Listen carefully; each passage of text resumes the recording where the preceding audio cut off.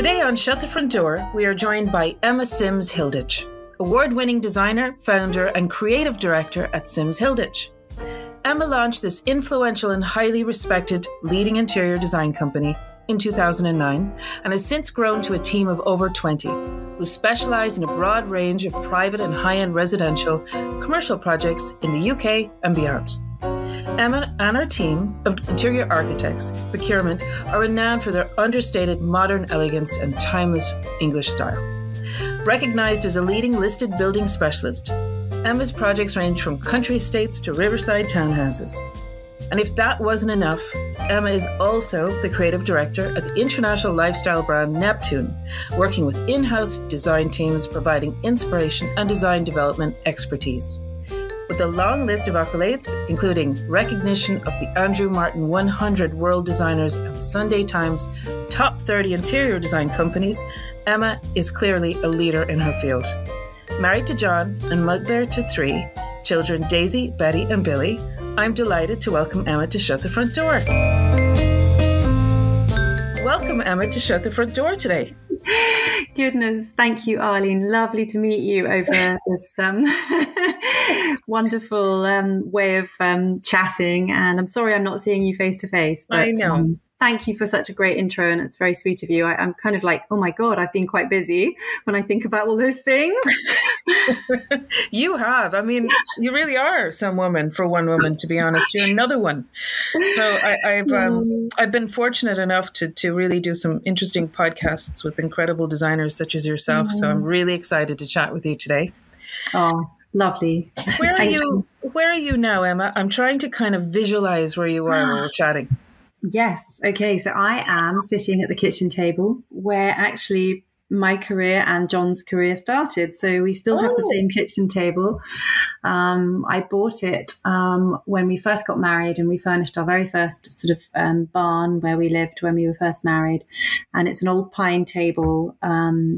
And yes, I made my curtains on this table. I made the first hammock for John. I sewed the first hammock at Neptune on this table. Wow. We fed our family 30 years on this table. So it means a lot to me. So I'm sitting here in the Cotswolds in our family home. Oh, gorgeous. I follow you on Instagram and I love watching you. Talk about all the areas, it's both indoors and outdoors, and how what inspires you, and it's just gorgeous. It's lovely to follow them. Thank you. So I'd love to chat with you, if I may, about your first ever memories of your childhood home. Can you share some of those with me, please? Yes, of course. As you might gather, I am a country girl. I was born and brought up in the countryside. My parents were very inspirational in their way. They basically were kind of like The Good Life. I don't know if you remember the TV show The Good Life. I sure do. So they weren't the sort of smart Margot and, oh gosh, no, maybe they were. They were the Margot, and I can't remember his name, but they used to knit and spin and be very crafty and incredibly practical with their hands. So my dad was a great gardener. He used to, in his spare time, he used to weave carpets in the garage out of a sort of old bed frame. Wow. He made. Mum taught me to spin. She was kind of, I mean, that sounds like she was some strange old lady, but she wasn't. She's still alive, and she's very cool, very funky. Wow. But at that time in the 70s, it was that real sort of earthy time where she wanted to dye her own wool, and she she bought the sort of whole fleece from I don't know where, for the sheep's wool fleece. And then we would learn to spin and then knit the wool and do all these incredible things. So, my dad was a beekeeper. He taught me how to, I went with him on sort of beekeeping evenings to the sort of local village hall where all these lovely beekeepers would be standing around looking at the hives. And I was lucky enough to have a little furry pony who was kind of the life and soul of the family, and just kept me busy and kept me away from boys. I love that. I was about 13, and then ponies went out the door. Oh, that's so funny. And do you have any other specific memories or details about your family home? I think the home for me was just always a very comfortable, safe and warm place to be. We lived in a thatched cottage. Wow. It was a beautiful sort of, I don't know, 16th century. It had a priest hole in the roof where the priests hid during, the dissolution of the monasteries of Henry VIII. So it had a very interesting architecture to it, with lots of beams. It was a very old house. And my mum was a kind of great, not professional decorator, but she was an amazing decorator. So she would go with the trends of what was happening in the world. So in the 70s, when I grew up, I was born in the 60s, but, when I was sort of 10 or 11, my mum decided to redecorate my room as a surprise for me when I was away. I think I was away on a trip with a school or something. And I came back and my whole bedroom had been Laura Ashley'd from top to toe, everything. Coordinating little red flowers, red and green flowers. I'll never forget it. I was delighted. Oh, cute. And did you have any posters on your teenage bedroom walls? Yeah. So as exactly as the times went on, it was definitely, I loved Duran Duran and Spandau Ballet, and oh my God, those bands, they were just amazing. Yep. And then I think a bit later on in life, when I met my husband, we got heavily into U2 and we loved their music. So I was chatting to you. Yes. Tell me more. I'd love our listeners to hear that story. It's really interesting. So yeah, I actually, it was a bit later on in life. So for John's birthday, his 40th, John and I always loved U2, and I managed to get him some surprise tickets to Dublin, to Croke Park, to see U2 in concert. And it really was one of those kind of incredible memories, which I will never forget. We stayed in Bono's hotel, the Clarence. Yeah, the Clarence. Mm-hmm. We booked a room in the Clarence, and I just remember as we came out of reception, the entourage of Bono was walking through, and I thought, oh great, we've chosen the right place to stay here. Oh, definitely. That would have been like epicenter, party central.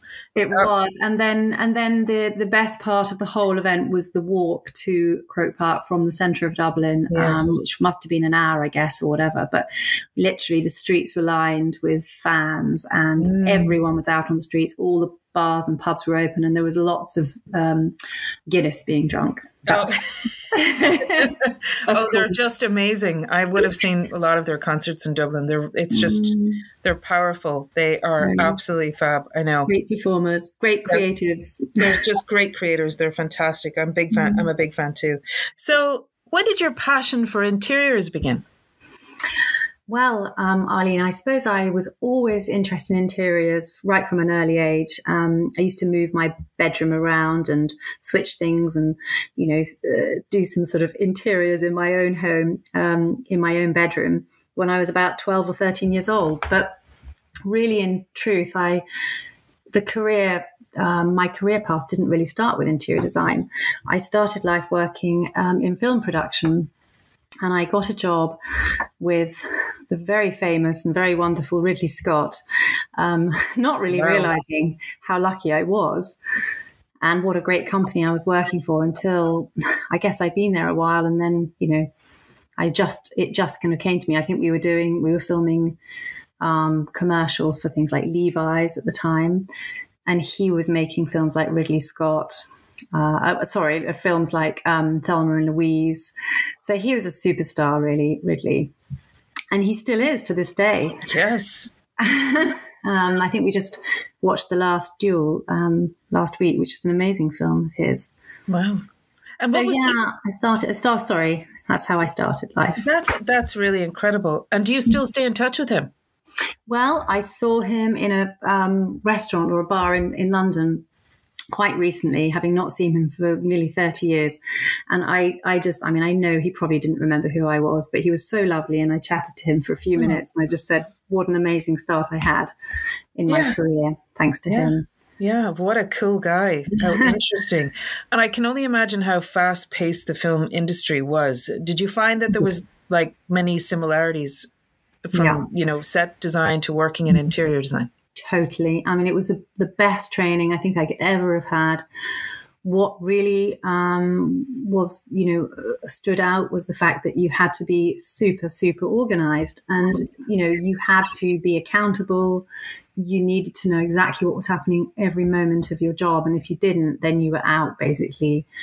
And with interiors, of course, it's not quite so fast paced, but it is.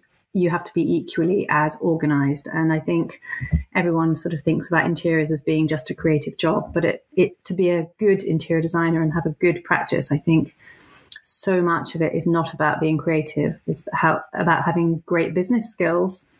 Yes.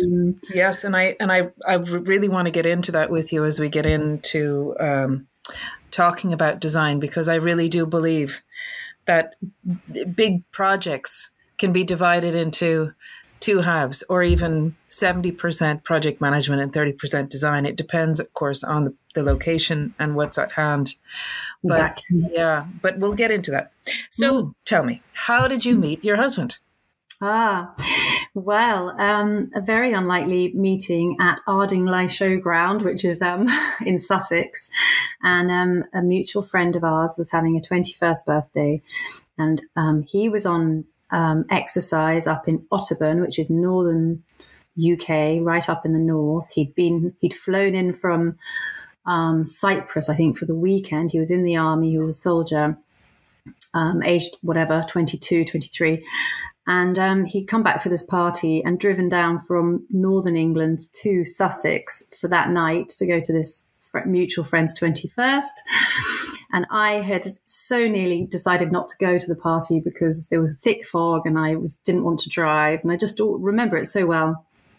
Anyway, we were introduced to each other at about 11:30 that night, and we just sort of held hands and fell in love. And no kisses, nothing else. And then he flew off again, and that was it. And I didn't see him then for about a month because I had a bad go-kart accident. I ended up in hospital. I got concussion. I wasn't able to go back to work. And basically it was all a bit of a disaster. So it nearly didn't happen. But we were lucky. My God, but you were destined to meet each other. We were destined to be together. So in addition to everything else, you're also the creative director of Neptune, which is an amazing lifestyle brand. Yeah. How do you find time to do it all? Well, we have an amazing team, as you can imagine. Yes. In the early days, it was very much John and I working, on the kitchen table with starting both our businesses. John, with his partner Giles, started Neptune I think it was 25 years ago now, maybe a bit more. And in those days, the start of Neptune was more about garden furniture, actually. And so I wasn't particularly interested, but I got interested when they realized that garden furniture wasn't really a good all-round business all year round. It was very seasonal, so they needed to think about interiors. And that's, I guess, when my ears pricked up a bit and I started to think, well, maybe I can get involved here. Yes. And what sort of happened, I think quite organically, was, they designed some furniture, they photographed it, but it didn't quite look right. And, the photographs were very bland. And so I got involved and started, I suppose, just styling really, and sort of picking things to put with their furniture. And then people kept asking, well, where does that come from? And, how do I get those cushions or that lovely throw, or what linen have you used? And I suppose gradually I just got more and more involved until it became very much part of a very natural, organic process of just becoming very much creatively leading the look and feel for Neptune. Because it was just naturally my kind of taste and style anyway. It wasn't hard.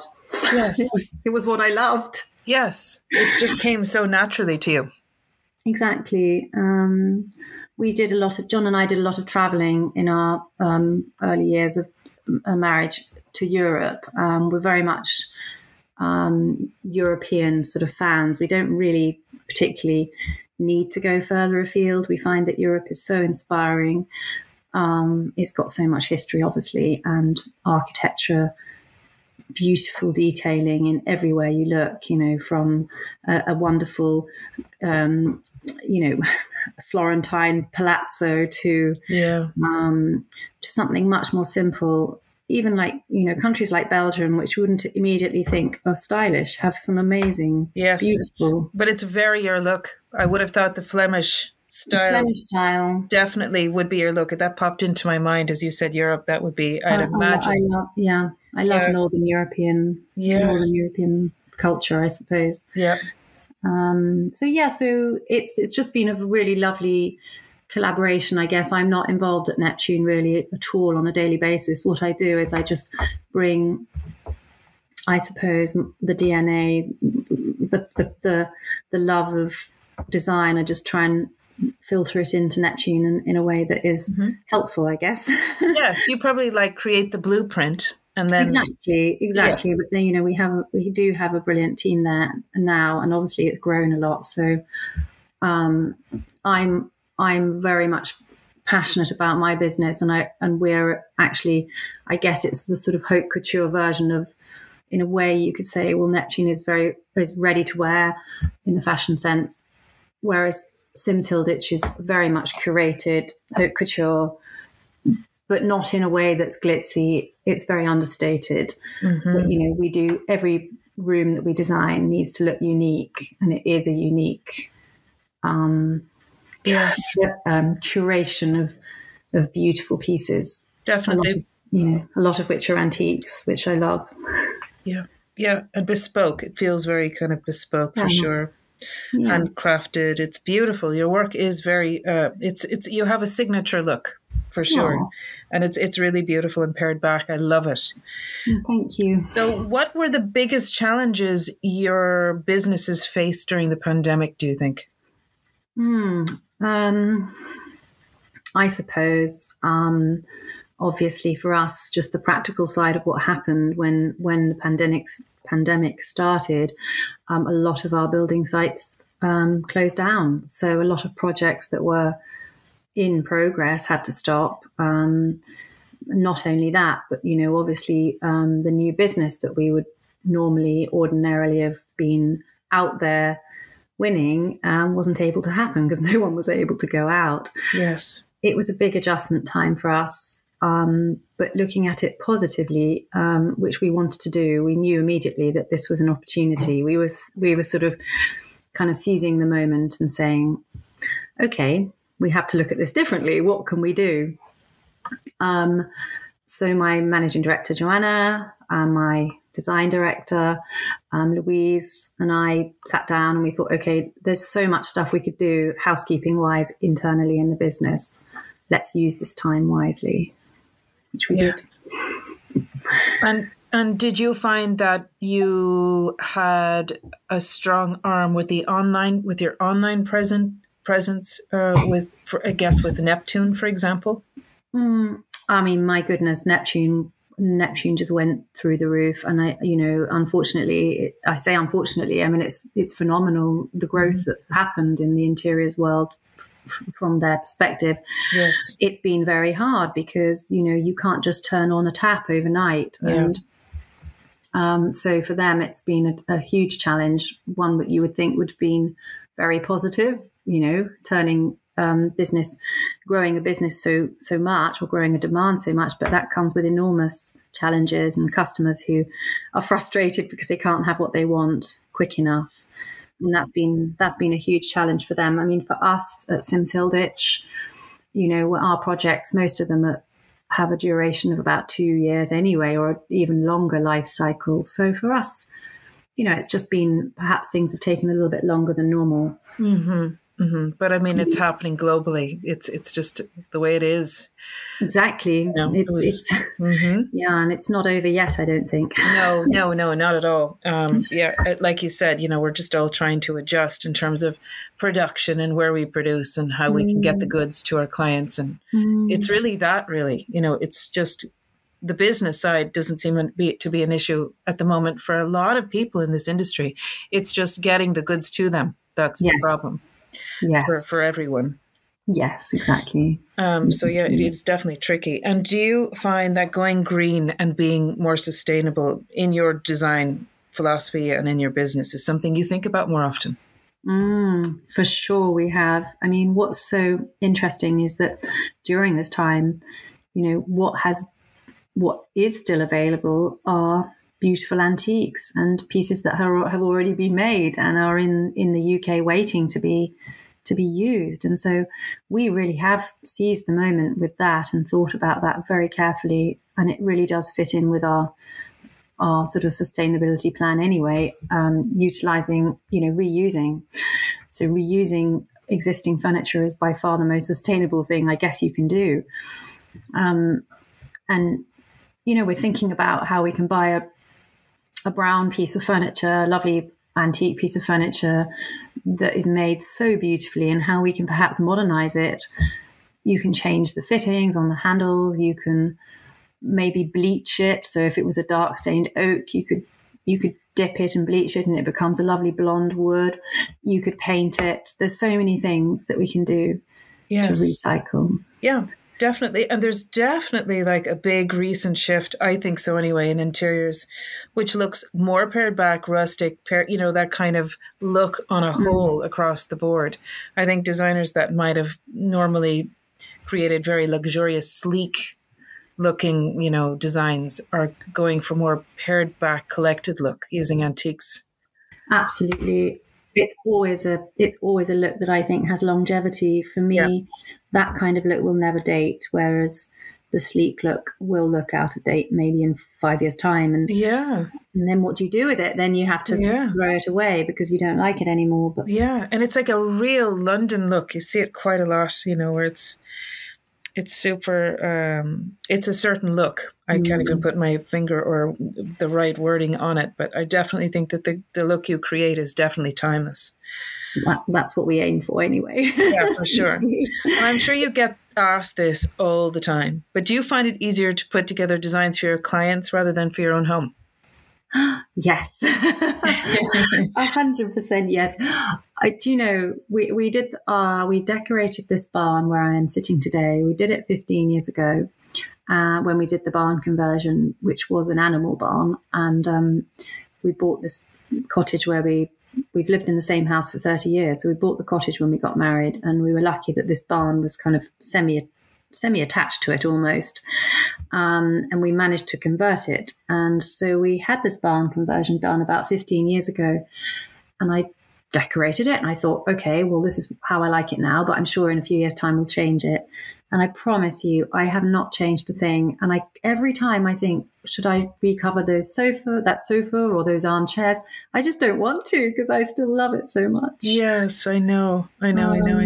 Even the paint colors, it's so interesting. I've gone through, so all the paint colors we used here were quite warm colors. So, like the Farrow ball, sort of maybe string, lovely kind of warm whites. You know what I mean by that? Not the grey, cooler colors. Wimborne, yeah, exactly. Yeah, and then obviously in the 15 years that we've had this barn, there's been this amazing sort of trend going through the grey period, and it's almost now back to the warm colours again, I think, that we had when we first did it, which is why I kind of don't really want to change it.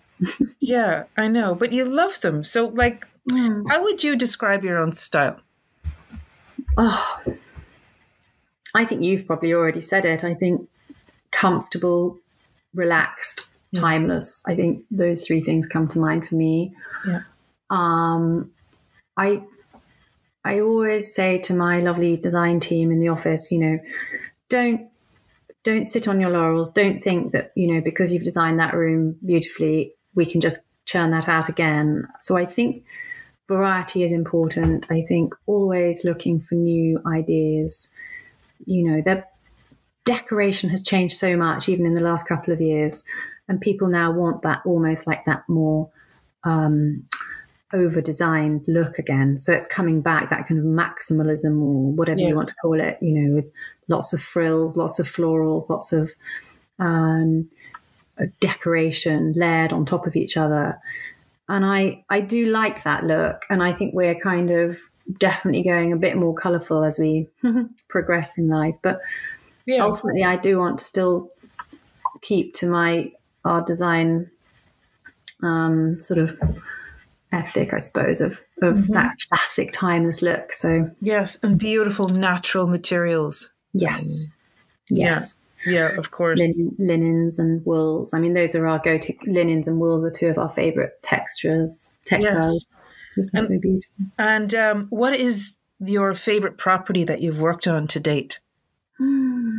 That's so hard. I have absolutely loved pretty much all of the projects. I think, we work on a lot of historic houses, so big ones and small ones. We've done a big project which is on our website in the north of England, in Yorkshire, Lancashire border, for an amazing man who it's been in his family, the house, for 500 years. It was full of antiques when we took the house on, but it had been, all the antiques were in disrepair. Everything needed restoration. And the project, I think it's sort of 3-year project, was an absolute labour of love. I mean, he put his heart and soul into it, as did we. Yes. And you get so much out of something like that when you're working as a team with a client and everybody is, wanting the same end goal of feeling like we've done something amazing to an old building. So, these old buildings are incredible when you do restore them. Oh, definitely. I can imagine. And the stories, that come out about the property and yeah. No, the one thing I remember so well when we first looked around this house was because it had originally been staffed by about 30 people on the estate. They had about 30 people looking after the house. And they had, on the top floor, they had 2 staircases. It was really kind of like that upstairs, downstairs. On the top floor, one side were the men's quarters and on the other side were the ladies.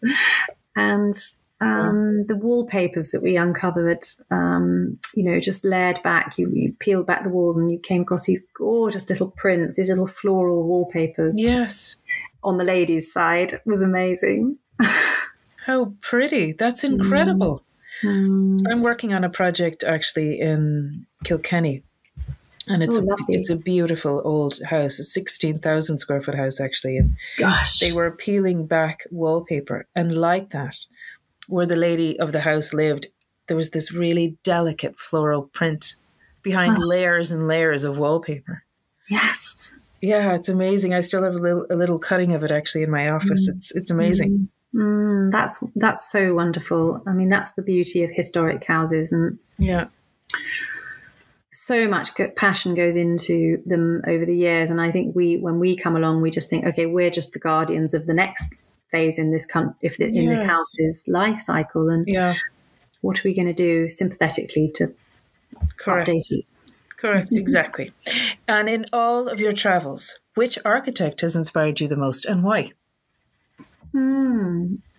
Gosh, that's a good question. I might have to think about that one a little bit. Yeah, we'll come back to it. We'll come back to that one. I mean, I was going to say, I think I've always admired Axel Vervoort. I don't know if he was architecturally trained or interior design trained, but I think his use of drama and atmosphere that he creates in his interiors.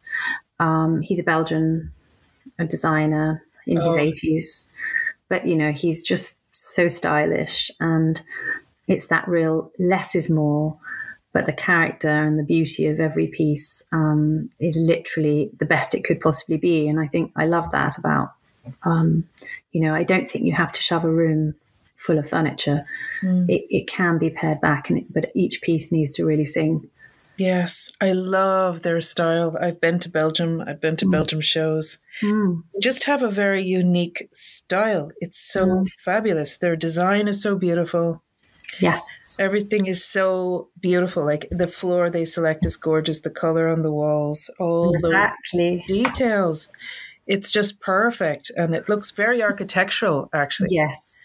I think that's right. I think architectural detailing is something that can be very overlooked in an interior design project. In fact, today I was working with a designer at one of our design team on, we're doing a beautiful restoration of a big Cotswold estate, I guess. And we've just finished the main house, and we're now working in the barns and in the outside areas. And we're going to do this fabulous barn, which will be used for family parties and things.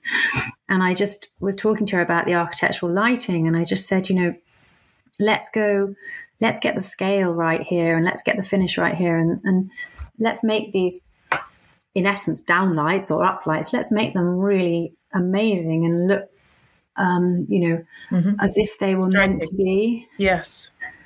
And as if they were part of the scheme rather than just an oversight or just, okay, they're just a functional thing. It's the form of those that's just as important as the function, in my eyes anyway. Yes, I agree. So lighting is a very important part of an interior. It's so important. And it's not about stuffing a room with stuff. It's about getting the bones right, and layering in very special pieces of furniture that, you're going to use and love. Exactly. I agree. Do you find managing your clients' expectations challenging for you, or how do you work through that process? We have a really good, very detailed process that we work through with the clients, and they know what's coming next. We keep them up to date with everything that's happening and what the almost like the timeline is of the project, so that we tell them when we're going to need them. We tell them what we'll need them for, what decisions they'll need to make with us, and so nothing comes as a surprise to them when the project starts. So it's almost like a sort of map of, okay, this is what we are going to do in the next 2 years. This is how we are going to do it, and these are the milestones we've got to hit. And I think, once they understand that, and once they see the demands on them, then they can relax and they can think, okay, great, we're in good hands here. We know these people, these designers know what they're doing. We just need to really basically give the right answers, or give some answers, to keep the project flowing and to keep the project delivered on time and in budget and all those things that matter so much. I think where misunderstandings and communication can break down is just where we haven't been good enough at keeping in touch with our clients and making sure that they know exactly what's going on every step of the way. Mm-hmm.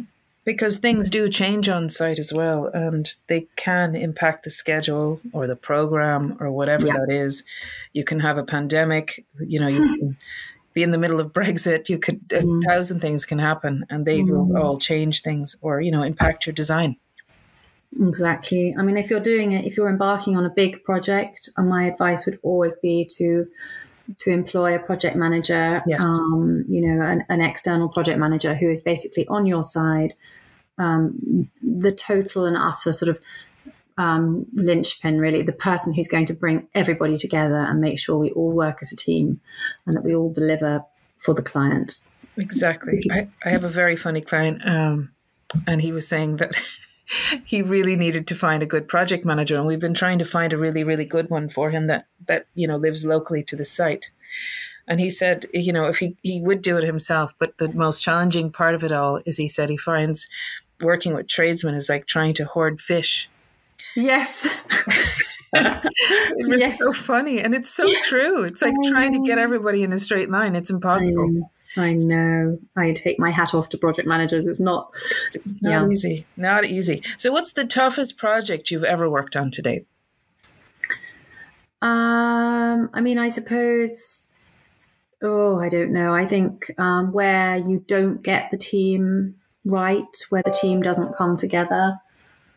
And that doesn't happen very often. But, for me, it's all about collaboration. It's all about we're all aiming in the same direction. We're trying to all have the same end goal of a really happy client. And if one of the team doesn't have the same kind of collaborative sense, or if there starts to be some sort of unpleasant back chat and things like that go on, it just breaks down. it doesn't happen often at all. So that's why I feel like, it's a really important team that you've got to build at the beginning. And if that comes together well, then you've got such a great chance of the project being successful. Totally. So that means the architect, the builder, the client, the designer, and they are all really, really important sort of spokes in that wheel. For me, anyway, that's how I sort of look at it. Mm-hmm. So we've got to get on. We've got to respect each other. We've got to respect our professionalism. I've heard such dreadful stories before about designers who just think that they're designing a house for themselves. And I always think, well, how could you forget that you're actually designing it for your client? It's not your home. I know, I agree. I remember a lady coming into me once, and like that, she was so scared of her architect, and she was like, I'm just so scared of my architect, and I don't want to upset him. Is there any way you can help me, like, just to tell him? And I'm like, oh my God, she's the client. It's terrible when it gets to that,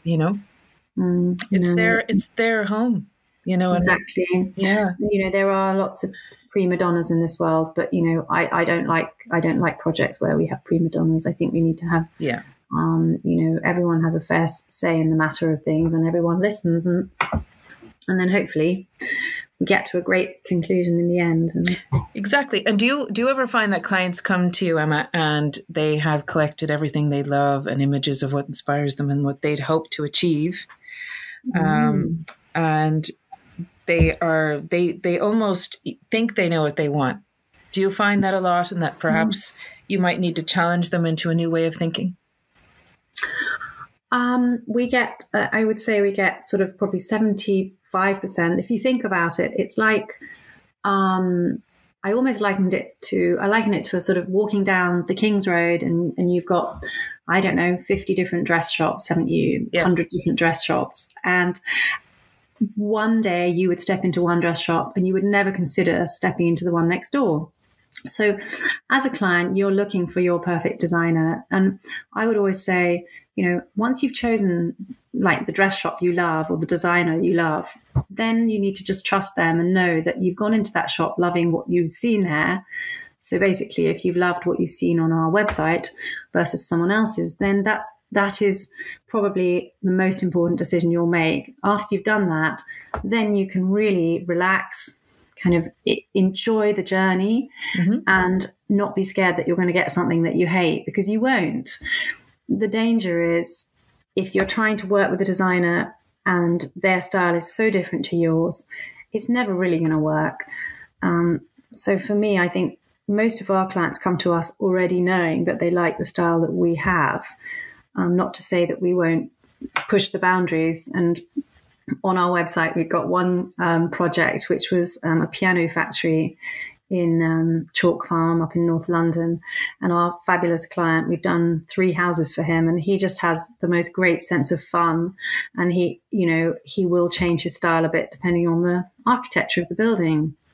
And so in that sense, he really pushed the boat out with us, and we were like doing really fun industrial design that you wouldn't normally expect to see from us. So, and then the next project would be a very classical country house. So I think the most important thing is the relationship with your designer. Get that right, have confidence in them, and then I think a project usually goes pretty well. Do you like to try new things and keep it fresh, even for yourself? Do you like to try new? Totally. I hate the idea of being completely stuck in my ways. I mean, I think tried and tested is great, but I also love changing colours. That's the one thing we do a lot here at home. We repaint the entrance hall pretty much every season. And really? And we've repainted our kitchen, I think, 10 times. Wow. Because it's a wooden kitchen, it's easy to repaint. I love that.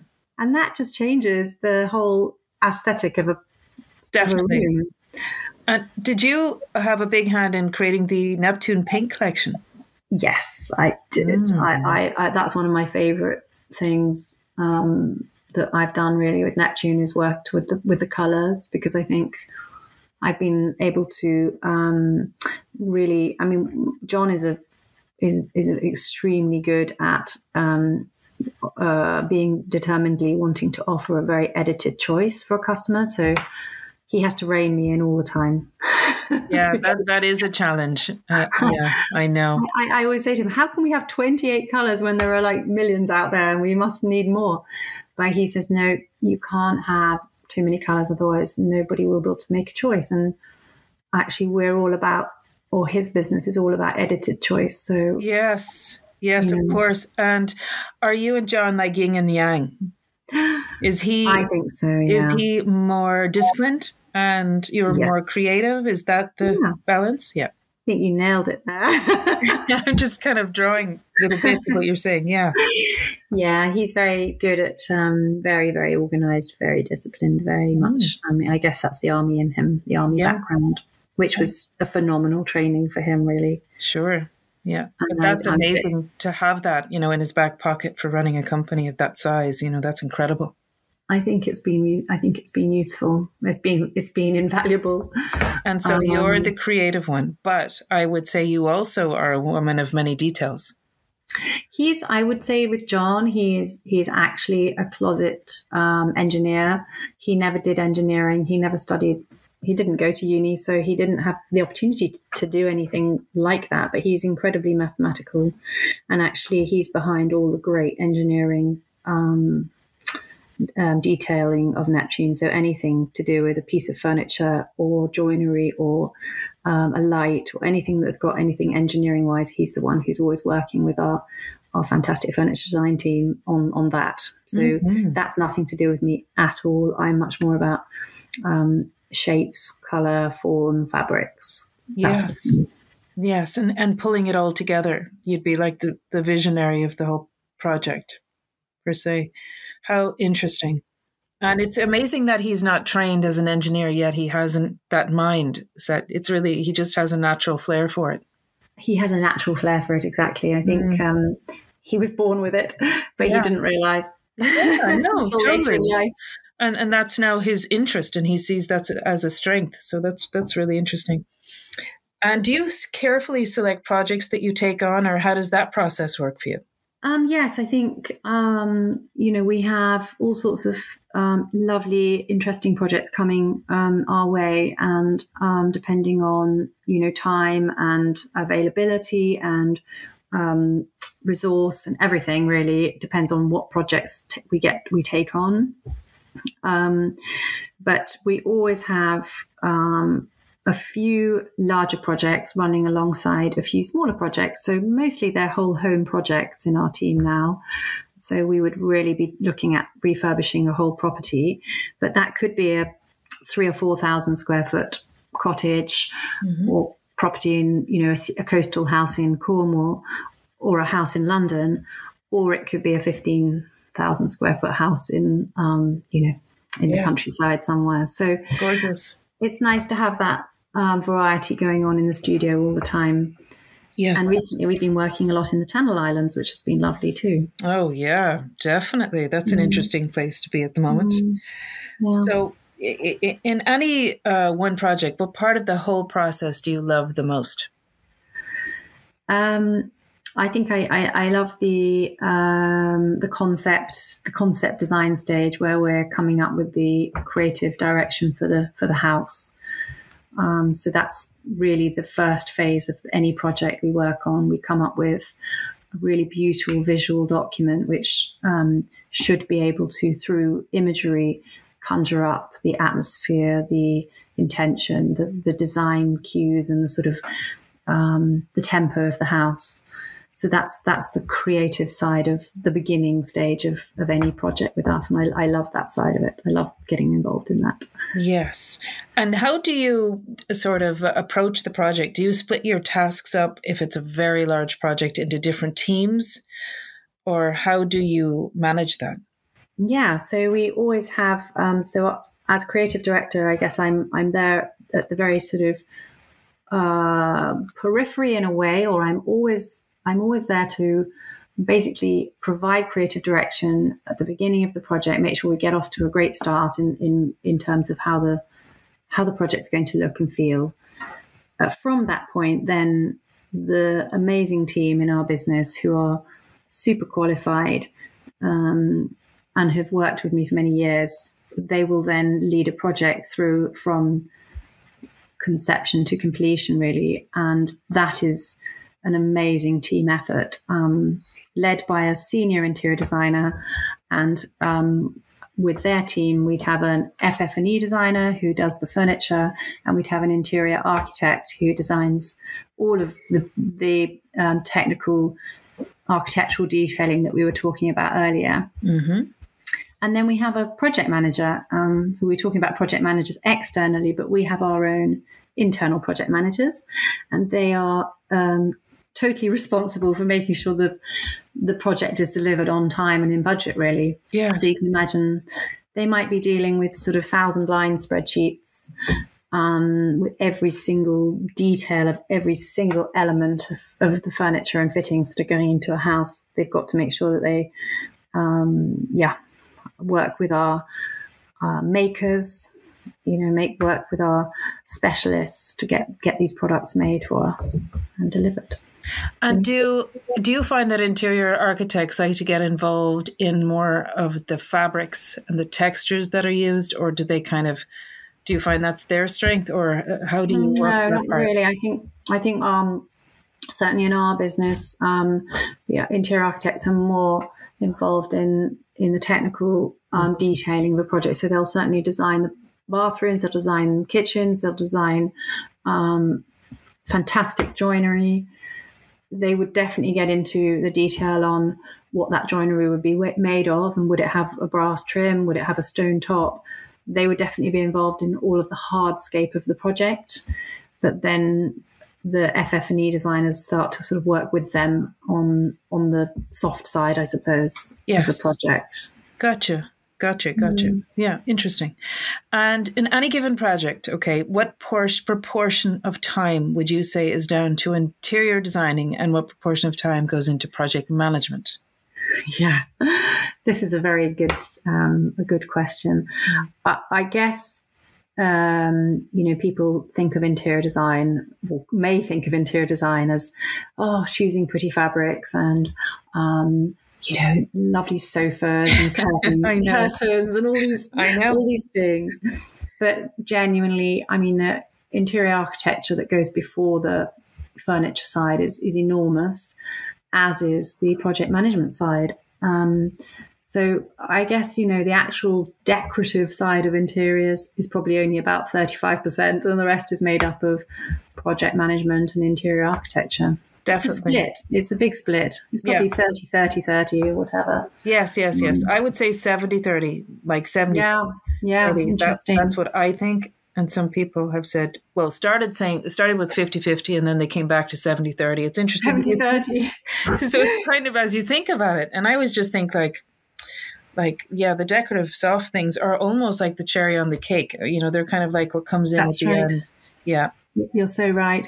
And actually, those don't necessarily, sometimes you have too much time to think about those, and it's better to do it in one hit and choose those fabrics closer to the end. I always try and hold back on doing the schemes, the fabric schemes, until nearer the end of the project, because people's tastes do change. Yeah. And the lighting changes as well, as, the different major interior changes happen within the house. The property, things change for sure. Leave as much of that part of the project to the end as possible. I agree.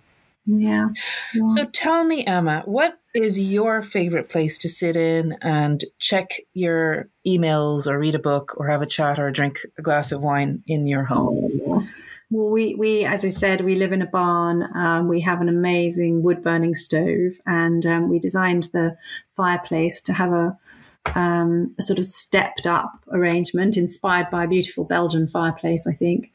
So you can sit on the step in front of the fire, the stone sort of shelf that the wood burner sits on. And that is probably my favorite place. I definitely feel the cold, so I'm always looking for somewhere warm. So it's either there or it's perched beside the Arga warming my bum. Oh, God, that sounds really gorgeous. And then what's your morning ritual? How do you start your day? Well, I think starting my day has changed slightly over the years. It used to be kind of running around doing school runs and all that sort of thing. But I've got 3 gorgeous children who are all grown up now. So we more recently have got into doing yoga and or walking. John and I found walking for sort of 45 minutes before work was a great way to clear our heads and start the day with some good oxygen in our lungs. We're very lucky to live in the countryside. I don't know if I'd be doing the same if I lived in the city, because I'm not sure the air would be that clean. Yes. How so lovely. So exercise is a big part of, keeping happy. I think it gives you the endorphins, doesn't it? Oh my God, totally. I have been working so hard recently. I haven't been getting those moments. I used to always bring my dogs out for a long walk in the park, and I just haven't had the time, unfortunately, to do that every morning, but I miss it and I can feel it in my health. Yeah, it was definitely just so good for the brain, and I used to sleep better that night as well. Absolutely. I think sleep is a key part of that. Yeah. And so do you think your kids might step into the world of interior design? Good question. I've definitely, I've got hopes for a couple of them, but maybe not. I don't know. Daisy, our eldest, is an artist, and she's really forged a great career for herself, and she's working so hard, and she's so totally and utterly dedicated to her painting that she's never going to do anything else. I know that's her life. She's having an exhibition actually in January of 60 paintings, landscapes that she did last year, and they're having that exhibition at the Portland Gallery in London, which is so exciting. She's their youngest ever artist, and we're really proud of her. So, but she's creative, but she's not going to come into interiors. Betty, our middle daughter, is super creative as well, and she's working in the film industry at the moment, working in set design for film. And I would say that is actually probably quite a likely transition from there into interior design. Yes. How Very cool. similar. And then our son, Billy, has started a clothing brand. So who knows where he's going with life. Oh my gosh. Well, they're all really creative. Yeah. And Billy's a bit of an entrepreneur. He is. He definitely didn't want to be given anything on a plate. He wanted to go out and prove himself. And I take my hat off to him for doing that. Good. Well, they're all like that. They're all wanting to do their own thing rather than, come into mum and dad's businesses. So we'll see what happens. You've really achieved so much. It's amazing. Like you've raised your 3 children. You're so proud of them. I am proud. You have a major hand in the creation of Neptune, and then of course your own design firm. So you're a busy lady. It's incredible. And so how do you unwind in the evenings or at the weekends? when I'm not on a sort of alcohol-free moment, which I have been, I did manage to give up alcohol for a whole year. But that's impressive. I have to say that that has definitely gone out the window now, and we love our wine far too much. So a nice glass of wine and light the fire and do some cooking. That's how I relax. I love cooking. Yeah. I'd say your home is so beautiful right now at Christmas. Oh, it smells nice. It's got lots of pine needles everywhere. So gorgeous. And Emma, who was your mentor when you were growing up? Gosh, I suppose really I didn't really have kind of design mentors when I was young. I was really just following my own kind of path and wishing that and hoping that, I think I was quite carefree, and I just knew what I wanted. I was quite driven. I mean, I could say that someone like Sir Terence Conran, who was such a superstar in the design world, he had a great sense of style. We definitely looked up to him when he was alive. I mean, he's still obviously there. Yes. In his soul. Yes. certainly John and I have huge admiration for him and the way he built his businesses. And then I think, just really it's just your parents. If you have the good fortune that we did, that, our parents were good, hardworking people, very much focused on bringing up the family well and having, happy times as a family, I think that sets you off on a very good start in life. For sure. And how does social media fit into your life? Oh, it's a bit of a swear word in our family. Get off that phone. Exactly. I mean, I know for sure that if I was living on my own, I would use it an awful lot more than I do, because you have to be considerate to your partner and your family, and it's a dreadfully addictive thing. It is. And it's actually, I do think it's quite a shallow thing in many ways. And whenever I do find myself using it, I think, oh, shouldn't I be doing something else? And funnily enough, John and I decided to improve on our language skills this year. So I said I wanted to learn German, and he is learning Italian. Wow. And we're doing it on Duolingo. And the kind of Duolingo strapline is something like 15 minutes spent on social media or 15 minutes learning a language. What would you rather do? And actually, every time I read that, I think, do the language. Yes. Yeah, that's so good. And how are you finding it? Because German is a tough language to learn. I'm enjoying it. I'm really enjoying it. I mean, we're very lucky to have, in the last couple of years, just before the pandemic, really, for a long time, we've been dreaming about buying a property in the mountains. It's where we love to be whenever we can. And it's, we've been going to the same place for 25 years. And actually, in the end, we finally made the break and did it. And we've spent the last year working on, making improvements to this lovely home. Yes. And but I thought, I don't know the language, and I really want to be able to immerse myself more in the country, which is Switzerland, and be able to speak to the locals a bit and order my groceries and stuff like that. So yeah, even if you had the basics, it just kind of develops from there. Then it's really easy to add on. Yeah, from that. And what one piece in your home holds the most special memories for you? I think it would be art for me. I think, over the years, we've collected pieces that mean things to us. We've bought here and there, everywhere. We've bought pictures, paintings that kind of not of huge value, but just things that are really meaningful to us and remind us of places and happy times. So, and gradually, as I've got older, I've enjoyed more and more that wonderful opportunity to buy paintings. And it's such an exciting, part of life to be able to layer your walls with creative images of things you love. So, yes. And how will Christmas Day be spent in your house this year? Will you be doing all the cooking? Will your husband be doing all the cooking? I will definitely be doing all the cooking. We're kind of doing a plant-based stroke with a turkey, so I have to do both because we've got quite a few plant-based members of the family, which is good. Yes. So I'm just about to make my vegan stuffing. Oh, right. Wow. Wow. I know. With loads of wine, no doubt. Yeah, loads of wine. Do you have any kind of special family Christmas traditions? I think we do. We always used to have smoked salmon, scrambled eggs, and then go to church. And that was kind of, we went to church first, 9:00 in the morning, and then when the children were young, and we always came back and had smoked salmon, scrambled eggs, glass of fizz, and then Christmas lunch would always be like 2 or 3 in the afternoon and until quite late in the evening.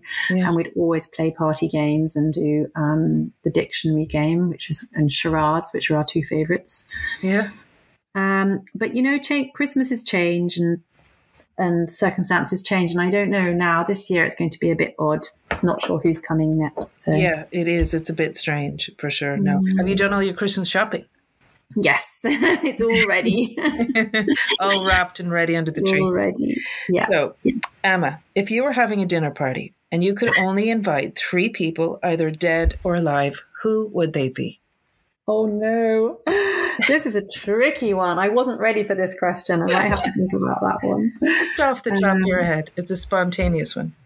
Oh my goodness me. Okay, well let's think about it. I do love good actors, and I suppose, you watch them on movies, you see them, you think, God, they're so incredible. And then imagine just sitting next to one. I know. Someone like Brad Pitt could be quite cool. Oh, absolutely. He would be hilarious, actually. He's meant to be very funny. Is he? Yeah, he's meant to have a great sense of humor. So he's a good guest. He could be quite fun. Mm-hmm. I guess maybe an artist, someone like Monet, I would love to have met and known. Yeah. I think one of those impressionist artists would have been incredible. Or maybe John Singer Sargent, who is like one of the best portrait painters of all time. Yeah, I think definitely an artist. And then I think for sure a musician. And who would that be? I love Mozart. Oh, wow. I think I'd have Mozart at my dinner party. He would be the coolest. He would, wouldn't he? I think he would just dominate the whole dinner party. Yeah, he might compose something while we were having dinner. Love it.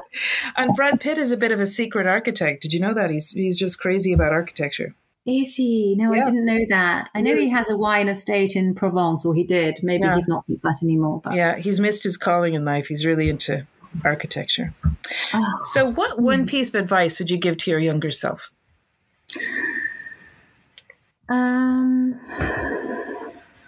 Follow your dreams. Yeah. Believe in yourself and never doubt what's possible in life. Just go for it. Because you only get one chance. Live your life as if you'll die tomorrow, and plan your life as if you'll live forever. Oh, I love that. I love it. I love it. I love it. I'm going to ask you what's called a quick fire round of questions. Are you ready? Okay, I'll do my best. Okay. Tea or coffee? Oh my God, that's a difficult one. I've just given up coffee, so it'll have to be tea. Okay. Bath or shower? Definitely bath. Dusk or dawn? Dusk. Texting or talking? Talking for sure. Let me see my next one. Sweet or savory? Oh my God. Sweet. Red or white wine?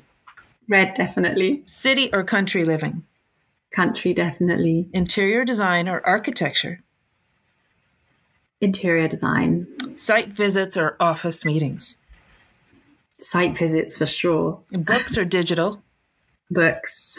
Film set or private homes?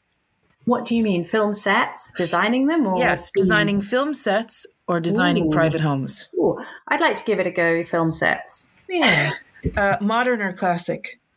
Classic. Home or abroad? I'm going to go with abroad because I'm starting to love travel more and being in Europe, so abroad. And my final question is, Mozart or Brad Pitt? Oh my God. Well, I stand a better chance of getting a kiss out of Brad, so I'm going to go for Brad. Good answer. Thank you so very much, Emma, for joining me today. Not at all. Thank you for having me. It's been a real delight. Yeah, and it's just been a pleasure chatting to you. And I hope I bump into you someday in the future. I'd love that. We'll meet up in Dublin. Oh, for sure. That's a plan. Let's do that in the Clarence. We'll have a few glasses of wine together.